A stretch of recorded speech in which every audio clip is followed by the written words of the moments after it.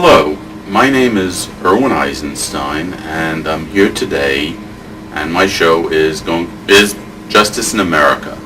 I'd like to take this opportunity to thank BCAT, Brooklyn Community Access Television, for allowing me to present issues that I think are important to the general public. Today, I'm going to talk about a case that's related to one of the cases and one of the actions that I presented. And it's an amazing coincidence because what happened was I received a copy of an audio tape, and the reason I received it is in New Jersey, almost all of the hearings are recorded. And instead of getting a transcript, if you're not going to appeal, then what you can do is you can listen to what went on in court, and that'll give you a better perspective of, number one, what happened, and what you can do in the future. Now, what's interesting is these tapes are usually public tapes because a courtroom is open to the public, or it should be. The other thing that's interesting is it is the next best thing to video. I really do believe that videotapes should be allowed in almost all courtrooms because people, when there are videotapes, act more appropriately. And you should be able to use videotapes or modern technology to basically draft an appeal. Now, one of the difficulties with it is appellate judges say it shouldn't be used because it takes longer. My feelings are, however, there are many things expressed on tape, videotape, and even on audio tape that really don't appear in the transcript. And in some cases, I just believe it's necessary to have all of the characteristics of a presentation on videotape. Also, the cost of a videotape or an audio tape is significantly less than it is for a transcript. So it allows many people then to at least try to appeal. The process, an appellate process, is very, very difficult, takes very special skills, and not many people who do it are successful. Even lawyers who do it, only about 5% are successful in appellate actions, and it usually takes a long period of time. Okay, in any case, what I'm going to do is talk about this action. I was in court last year in November about one of my actions, and I ordered a copy of the tape.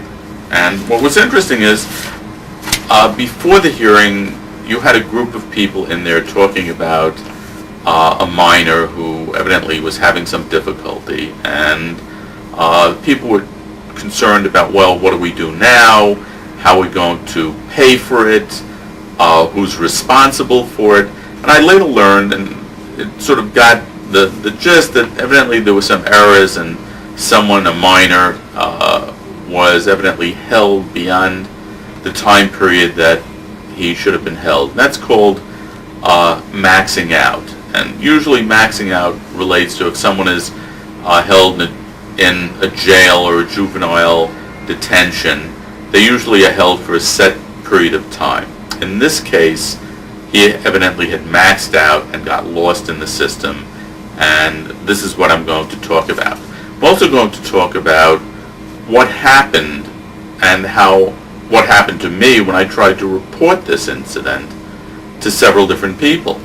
I tried to report it to the Essex County prosecutor because I believe it's a crime to cover up a false imprisonment, and I tried to report it first there. And if you've ever tried to file a criminal charge against a judge, you'll understand the difficulties that I had. I sent a letter, certified return. First I had to go there, and I went to the Essex County prosecutor, and they said, well, if you want to file a complaint, you have to do it in writing, and you have to mail us information. So I got the names of several people, and it took a little time, about a month or so, 2 months, and I drafted a letter, and I sent them a copy of an audio tape that I had received. What happened is the hearing related to this minor occurred after my hearing, and they included it on the tape. It was an accident. a pure accident. And what happened is, it was a closed hearing. It showed that this minor had been put in jail or in a youth house, and he got lost in the system. And he got lost for about 5 or 6 weeks. That's false imprisonment. Now, not only did he get lost, but afterwards they tried to cover it up. And that's criminal. And the issue is, and I'll try to explain it. So in any case, I tried to file this complaint with the Essex County prosecutor, Jonathan Chazak, or Tchack, and he sort of pushed me aside and said, well, how do you know? And I said, well, did you listen to the tape? Because I had sent him the tape, certified return receipt, and I did it in April. And I had to call him in order to find out where the action was. He did return the call. However, as far as I know, nothing has been done with it. Nothing has been done because it related to a judge. And this is part of the letter that I sent him with the tape.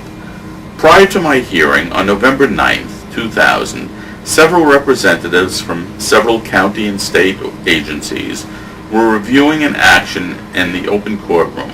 Evidently a minor under the age of 18, I learned that he was 16 at the time, was incarcerated and the sentence had expired. They say it maxed out.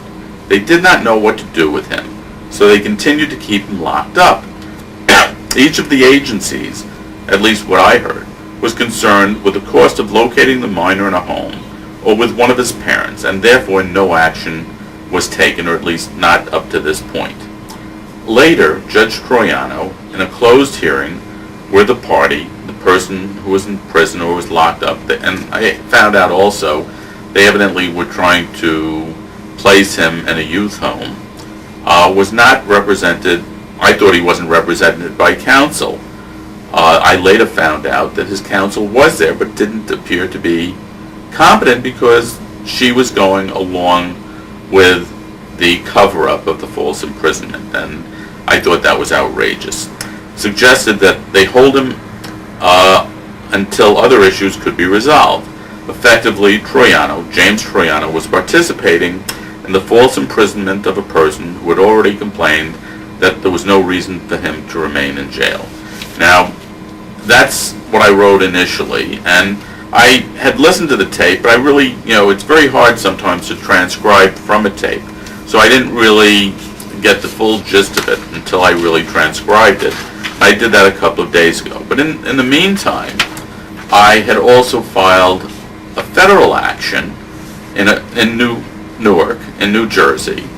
The judge was Bassler, and I had filed it with the United States Justice Department because there's another part of the action that I felt belonged, in or with the Justice Department. In any case, what happened is the person responsible at the Justice Department in New Jersey said he didn't think it was a significant issue, and that if I wanted to report it, I should report it to a different part of the Justice Department. And I'll talk about that in a little bit, because I thought that also was outrageous. In any case, I'd like to read parts of the transcript, in fact, if not the whole transcript, just to show you what happened. And I had my part first, and then the date is November 9th, 2000. James Troiano is the judge who's presiding, and it's about 16 to 17 minutes into the tape. And I'm just finishing.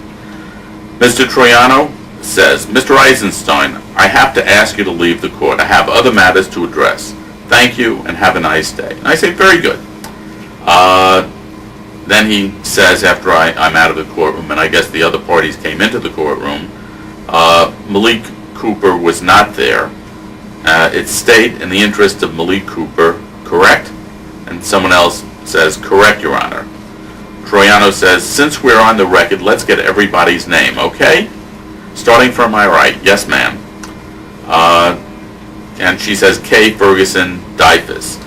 Dyfus is Division of Youth and Family Services, and that's the group in New Jersey who usually intercedes or gets involved when there's child abuse or when a child commits a crime. And they're an equivalent agency let's say, like family court in New York or agency for child services. I'm not sure if they're exactly the same, but I'm sure that many of the functions are the same. In any case, Troiano says thank you. Then a woman named Cecil, who's part of DUG, I believe, although I don't know what those initials stand for.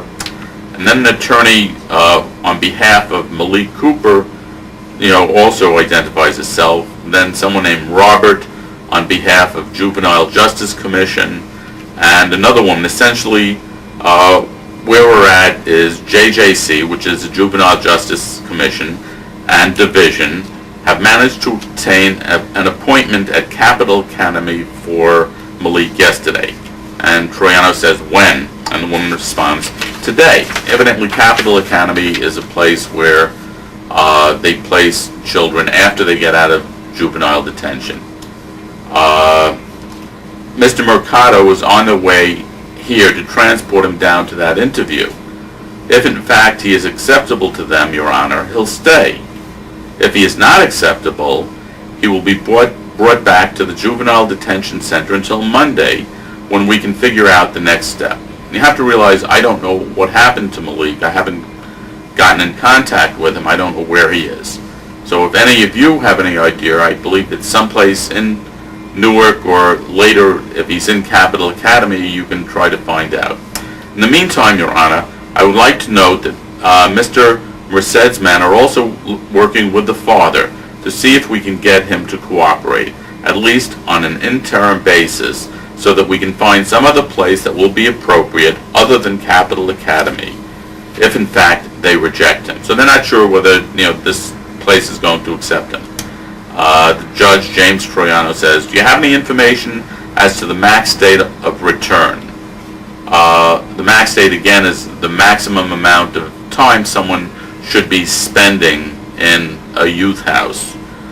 And the woman says, we do, Your Honor. In fact, he was held, if my calculations are correct, he was held beyond the max date. The max date, as closely as I can calculate it, was sometime around October 13th. This is November 9th. And another woman chimes in, except for another amount of time that we're not sure about. There was lockup time, Your Honor, and that is counted against it. So it pushes it further along the spectrum, and we don't know how much further. So he may have been locked up for an extra 6, 7, or 8 weeks, and they don't know. He was held, though, at least 1 month too long. But it looks like he was held as long as he could be held. And then decisions were to have been made. But I will say, Your Honor, up until Monday, attempts were made with the father to try to have him placed with the father, with the appropriate MDTs, with the appropriates in place. I'm not sure what MDTs are. I believe there's some type of process where they check out whether he's going to school, whether he's being taken care of after school, whatever. And the judge says, so what are you suggesting we do? And obviously, the young man is accepted at Capital Academy. There's no problem. If it is not, are you suggesting a return date on Monday? Monday is November 13th. Again, so what will happen is, if he's not accepted, they're going to put him back in the youth house for another 4 days. Even though they've already kept him much longer than they should have. One of the women says, and it would be appropriate if the father attend. Yes, says the other woman, and mom needs to be here, because one of the things that I don't know, if it has been explored, what possibilities of the youngest son, who was with mother, going to live with father, and Malik going to live with mom. And one of the women says, well, she has other children as well. And someone else says, oh, she does? And there's a lot of mumbling, so it's hard to transcribe all of this. Judge says, is there anything else?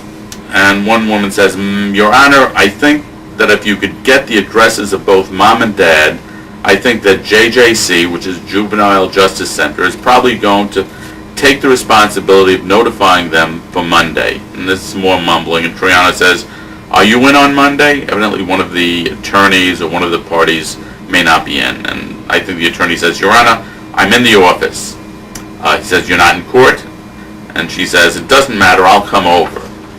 It's nice of her to come over, considering that her client has been in jail for another 6 weeks or 7 weeks or who knows how long.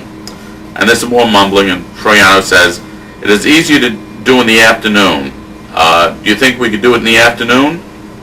And the woman says, actually, Your Honor, if it's done, it's done.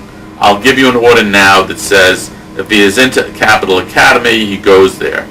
And the woman says, I guess, and she's interrupted, although I don't know if I can necessarily know if I can order him in there, can I?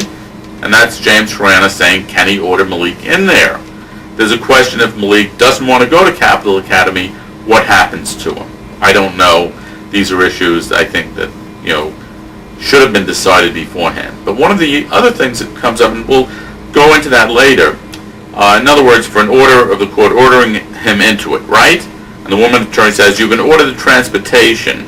I think JJC, which is Juvenile Justice Center, has to be the one that can order him in the program at Capital Academy, if he wants to. And Troiano says, it is administrative at Capital Academy.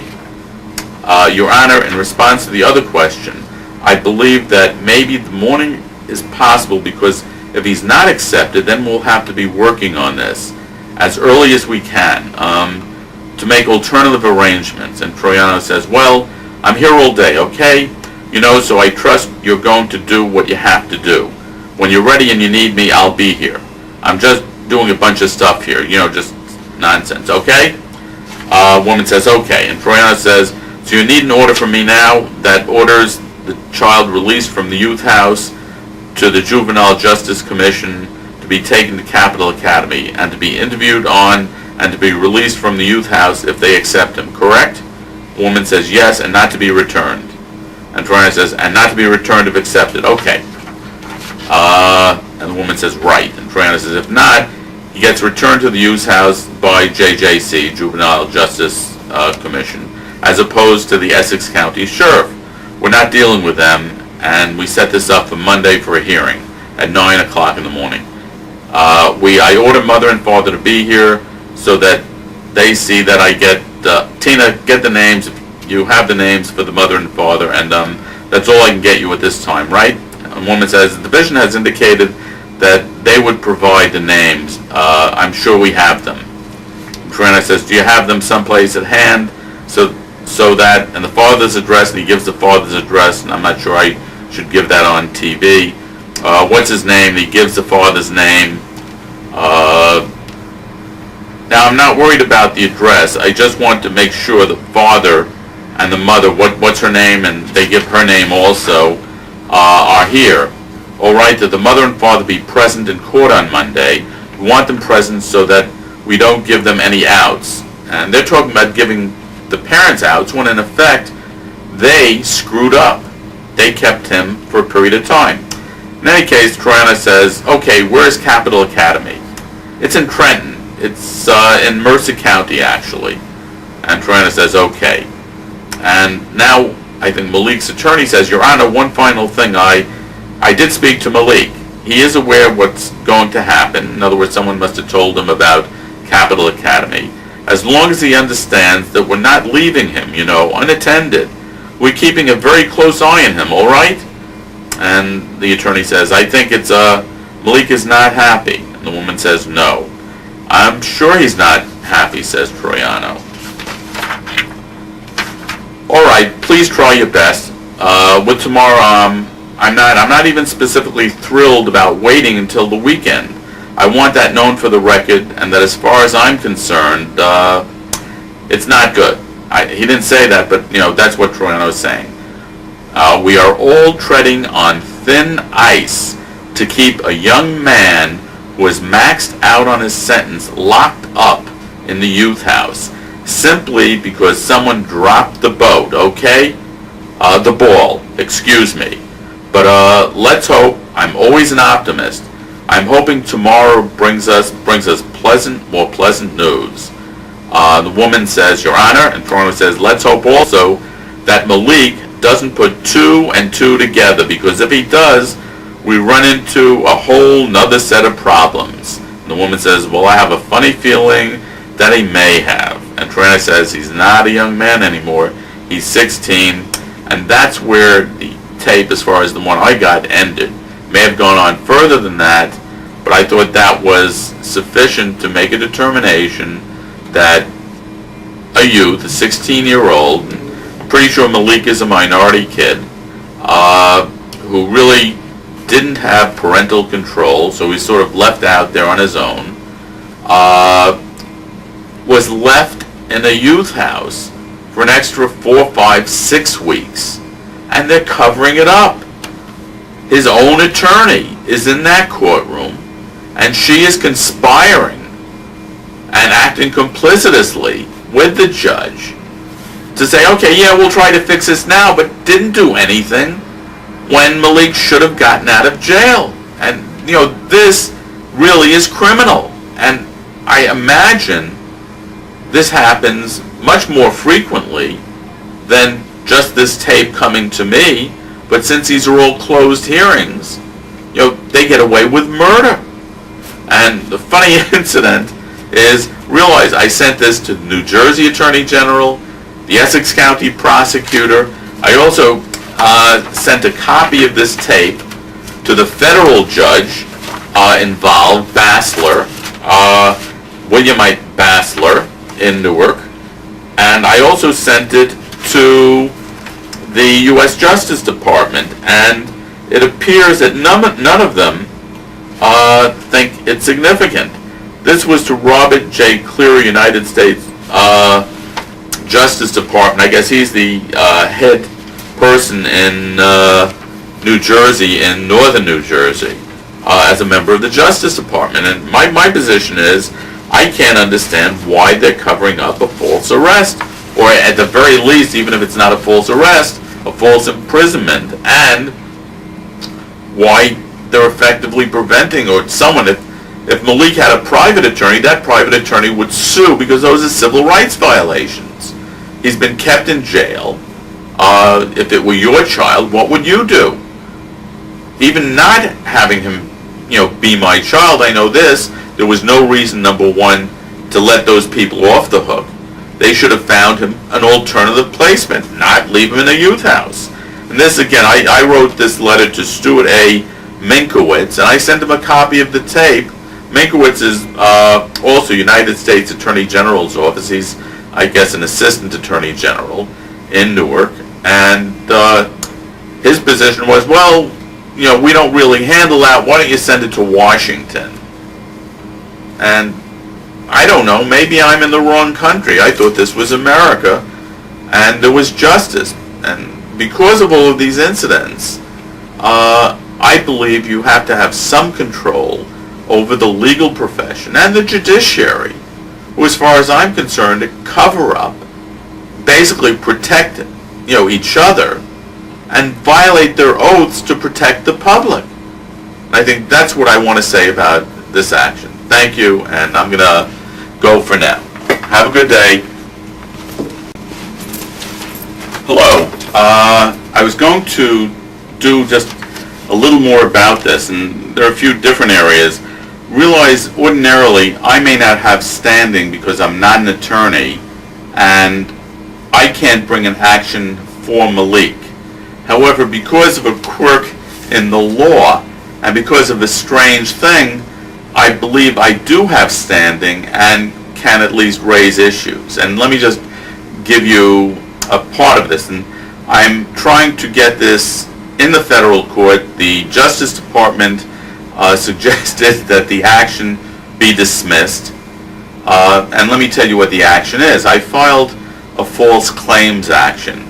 A false claims action is when someone puts in a false claim and asks for reimbursement from the federal government. Now, I believe that when Malik was held an extra 6 weeks, that was because what happens is that counties, the youth houses, and all of the other things are usually federally reimbursed. And since there's a federal reimbursement for another, let's say, 30 or 35 or 40 days, they're putting in to the federal government for reimbursement. Now, that, as far as I'm concerned, is a false claim because they never should have, put in that claim to the federal government because in a youth house the costs are usually higher than in, let's say, a controlled environment where someone is not guarded all day or not in prison. So my position was no one else who knew about this was going to say, oh, please relinquish the claim, because they were all covering up the failure to release him or to put him in an appropriate placement. So my position is this is a great false claim. I'm the only and original source. Everyone else was covering it up, as far as I'm concerned, including the Justice Department, who doesn't want to touch this. Realize it's a minority kid. He probably is separated from his parents for whatever reason. Maybe he was disruptive. Maybe not. Maybe he just didn't get along with them. In any case, think of what would happen if your child was improperly jailed and you had no recourse, and the people who were supposed to take him out for proper placement lost him. He got lost in the system. And this isn't just for a day or two. It's like for 4, 5, 6, or 7 weeks. I guess Malik must have realized it, because he was saying, hey, what's going on here? What are you doing here? I'm supposed to be out of here. Okay, and I guess that's the way I'd like to end it. And again, I'd like to thank BCAT for allowing me to speak about this topic and recognizing that, as far as I'm concerned, you must have a public advocate in all courts, open or closed. The issue of a closed courtroom is not to protect the people, but to protect the legal professionals who screw up and who cover each other when they do screw up, as in this case. Again, I'm for cameras in the court. I believe you should have advocates who can assist other people who aren't attorneys. I know there's so many places where people are lost in a courtroom and they can't afford attorneys, because most attorneys in private practice can charge $150, $200, $250 an hour. People can't afford those rates, and it's outrageous. You need some mechanism to bring justice back to the people. And I've always said one of the things that's necessary, and I've seen programs that talk about this, is you can train people who aren't attorneys to assist people in court, and to sit at the counsel table with them, and to take notes, and occasionally to kick them under the table if they become aware of something, because realize if you're in court and the other side has an attorney, you're lost. They're speaking a different language, a foreign language. Even if it sounds like English, the words have different meanings. The judge there, although trying to be neutral, very frequently can't be neutral, very frequently will favor attorneys because they think attorneys understand what's going on. I've seen so many attorneys act inappropriately with no recourse because the Bar Association ethics panels really doesn't have a means to police their own. Many states, and New York is not one of them, have the majority of the people who are on these ethics panels reviewing the conduct of attorneys as non-attorneys. California passed a law that said the majority of the people on these panels had to be non-attorneys. After what I've seen, and after the way I've seen attorneys act, it's necessary for New York to change these types of laws. And if you're going to vote for a mayor, and it does take a change in law, because right now it's Judicial Law 90 in New York. I'm not sure what it is in New Jersey, but it's the same nonsense. There are rules that restrict the ability of a person to make a complaint against an attorney who acts inappropriately.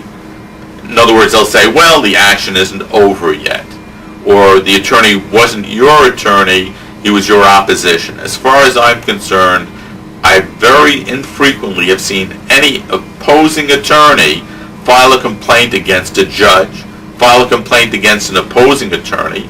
It's time for the people and for their elected officials, the mayor, the public advocates, and everyone else, to say, yes, we want to change the law to protect the people, not to protect one profession that evidently believes that they're more equal than anyone else. I don't like the idea of 1984 coming here. I think Orwell must have been talking about the legal profession when he talked about his some people are more equal than others.